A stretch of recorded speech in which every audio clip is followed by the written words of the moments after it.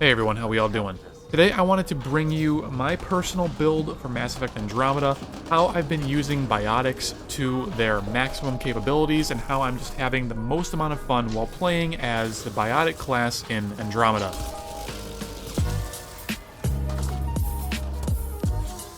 Now, technically, this full build that I'm going to be showing you guys is only possible once you reach level 37, and you're also going to have needed to hit, I think, 3 or 4 different remnant consoles which give you some skill point ups. So if you've missed a couple of those, it might be level 38 or 39 before you have the full number of points to do this build, but then again, if you're only looking at the biotic portion of this build, which I'm getting ahead of myself, but you could potentially do this at a much lower level if you make some cutbacks on certain abilities here and there, and I'll discuss those later on, but you could do this earlier. But for the optimal full 100% identical build as to what I have, you're going to need to be about level 37, maybe a little higher. So this build is all about your quintessential Vanguard style playstyle from previous Mass Effects. It's the playstyle that I find most fun and engaging. I generally like to go fast, get in people's faces, and shotgun them to death. That's usually just my thing. And this build lets me do that in a little bit of a different way that you couldn't do before in previous Mass Effects, because we're using 2 brand new abilities here, but it's still pretty good. In fact, it's probably better than ever before. Our first ability is going to be Lance, our second ability will be Charge, and our third ability is Annihilation. So we're actually going to start activating those not quite in the order that I've listed. When in combat, what you're going to want to do is start up Annihilation immediately. Now, this ability will last forever. It has no maximum duration, there's no mana pool in this game for you to draw from, it's just you cycle it on, and then you cycle it back off. When you cycle it off, it'll go through a cooldown, but if you never cycle it off, it never has to cool down.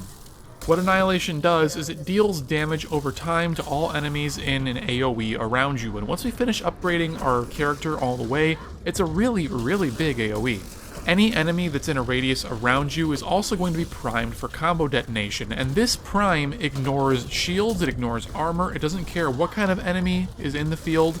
If they're within that field, they are primed, period, end. The next step is to lance the crap out of whatever is in front of you and is primed. So our build for Lance abuses the shield-powered ability at the very, very end of the skill tree, and this allows you to, instead of putting Lance in a cooldown, you just consume your character's shields in order to cast the ability. What's really neat about this is that you can detonate people over and over and over for really, really big damage. You can pick up all these skills that enable you to make your biotic explosions have a bigger radius and deal more damage, have more force, all that good stuff, as well as boosting up Annihilation to give you shields back upon killing someone within the Annihilation field. So, check this out. Technically, when you cast Lance with the shield-powered ability, I guess, it's supposed to take 50% of your total shields. I have found that this is not actually true. It depends upon how else you're buffing your character. If you have something like one of those cool remnant augments put on that gives you extra shields and cost for health, or some other special abilities going on, you can actually get 3 or sometimes even 4 lances out of 1 full shield charge if you're not being shot at, which is really, really good. This means that you're using 33 to 25% of your shields to cast a lance, and if you get 30% back from killing someone in Annihilation field, you can see how we're able to just permanently chain biotic detonation into detonation into detonation over and over and over and over and over, and when we're starting to take damage and we're losing our shields naturally through just taking fire, Charge will help us to get that shield back and deal damage to targets, stagger them, give ourselves some breathing room, give ourselves a short period of invulnerability, and then just keep on continuing the hurt. So here's how you build it, from the abilities in order of how I have them in 1, 2, and 3. First up is Lance. So you want to go straight up damage and radius. I mean, here's the thing, that is how you want to build everything, every ability on this character. If you wanted this the quick version, the too long didn't watch version, go for damage, and when you can't go for damage, go for radius. And if you can't go for either of those things, then it kind of doesn't really matter as much what you take, and it's just a personal preference. So for the first thing for Lance, we have a perfect demonstration of that. We have damage versus radius. I prefer damage because we're all about just hitting one target. We want to nuke a single target as hard as we can because we want to kill it to get our shields back so we don't die. For the second upgrade, you can go between Focused Blast and Anti-Shield. Focused Blast will give you a 25% bonus to shooting weak points. You don't care about this at all. You're using Lance at point-blank range. So you're never going to be shooting someone in the head, especially not with a Rieger carbine, which is pretty much the shotgun that you must be using. Anti-shield, on the other hand, this gives you a flat 25% damage buff when using that ability versus shields, which happens quite a lot, especially versus the Ket factions, so really, really important to pick this one up.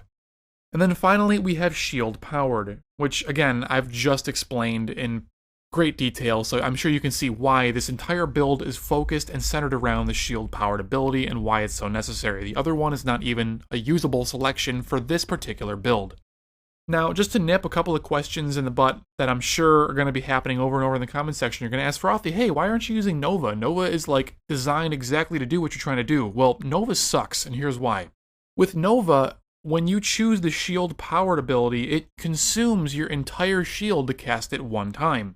So while yes, you may hit a couple, 2-3 people with it potentially in one slam, you're only hitting them one time, and maybe it does a little bit more damage than a lance would, but you can hit someone with 4 lances as opposed to one slam. I'm going to go for 4 times a slightly smaller number than 1 times a bigger number, you know? 1 times 600 is nowhere near as good as 4 times 520. That's just math, right? Lance is mathematically superior.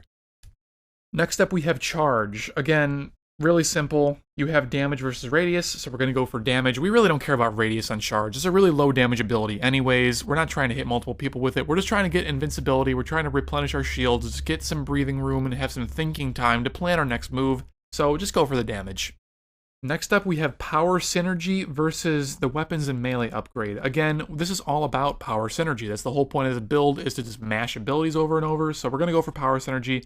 Gives you a 25% boost to all power damage for 5 seconds after using Charge. Really, really good. Oh, and by the way, one quick thing to note about Charge that I forgot before is that when you're in the process of charging to a target, the Annihilation field just becomes inactive. Now, you don't put it on cooldown. It starts working again instantaneously after charging somebody, but you can't charge into somebody and have that be both a primer and a detonator simultaneously because Annihilation is turned on. BioWare was smart enough to disable that, so no abusing that, unfortunately. The final upgrade for Charge, you can choose between Shock Trooper and Bastion. Now, this one is a little bit more your personal preference. I haven't experimented with Bastion at all myself, but I feel like Shock Trooper is really important because a lot of times you're going to get in over your head with this build, and it's just really important to constantly have that reliable charge to become invincible over and over and just chill for a second. It's really, really important. And then finally, of course, we have Annihilation, which we've mentioned a million times already. So first up, we can choose between radius and recharge penalties. So when you have Annihilation active, you suffer a 60% recharge speed debuff, which sucks a lot, but if Lance has no cooldown anyways, and if we're already reducing the cooldown time of Charge by 75%, then we're getting a net gain of 15% cooldown time on Charge, which is still good. It still recharges pretty quick. The radius of Annihilation is just really, really important, though, because sometimes it's hard to get point blank against a target, because on Insanity difficulty, you just take so much damage per second that you need to kill them from a little bit longer range, so this has been the trade-off that I'm making in the build. It seems to work for me, but if you really just want to charge constantly, then maybe the recharge penalty buff will be better, but again, like, an extra 30% on, like, what's already a 5-second cooldown or so, maybe, isn't that significant, so it's really just up to you. Next up, we have Damage Attractor versus Biotic Wind. Now, 20% damage from all sources, again, more important than 25% move speed.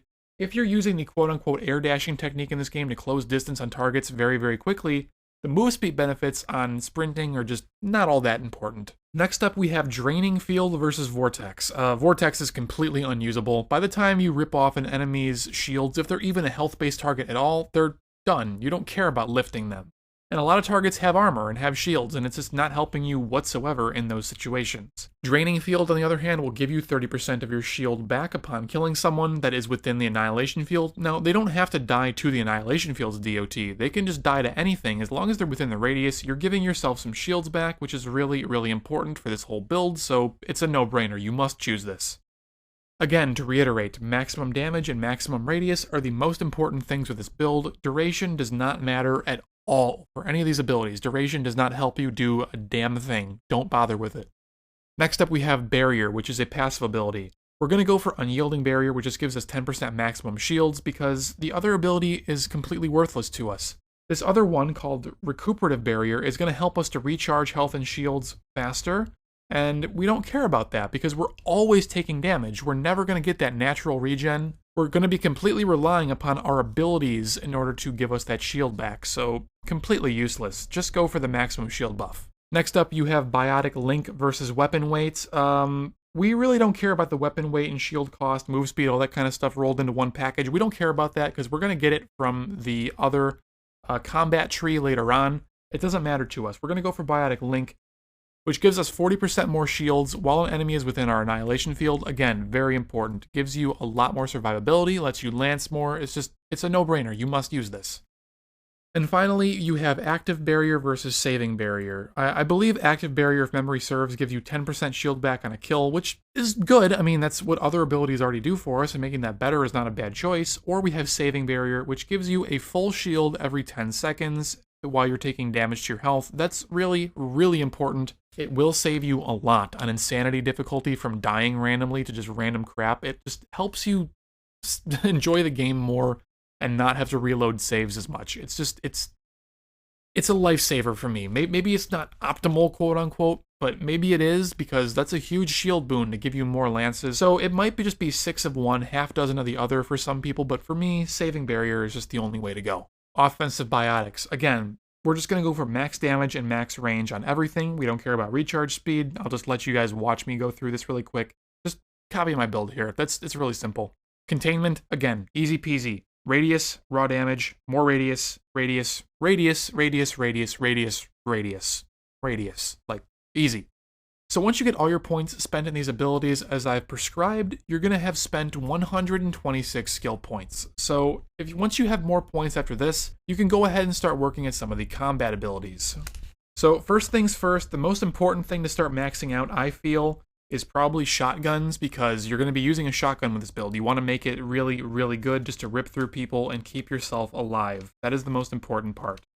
Biggest thing for me is I use the shotgun damage and magazine size, and I also go for the one that reduces shotgun weight, because I've kind of been experimenting lately with running 2 shotguns, and yes, you can do that. In order to have just a crap ton of shotguns, even if I'm starting to run low on ammo somewhere, I can switch to another one, or if I want to use a slightly longer range shotgun with the tracker rounds augment, I don't remember what it's called.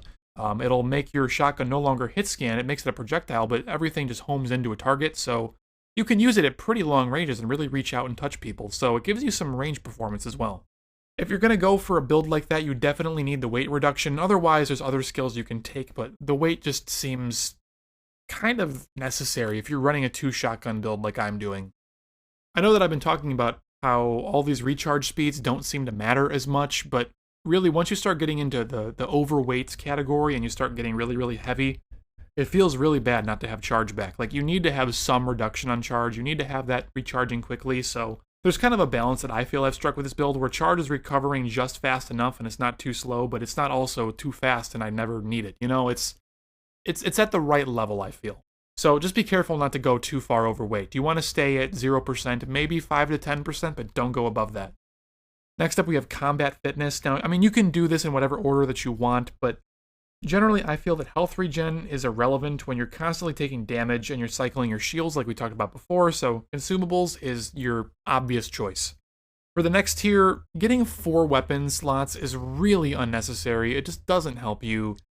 Not with this build. Just go for, like, the close-range Rieger carbine shotgun, go for a longer-range shotgun with the tracking rounds, or maybe an assault rifle if you really, really want to, but it's kind of heavy.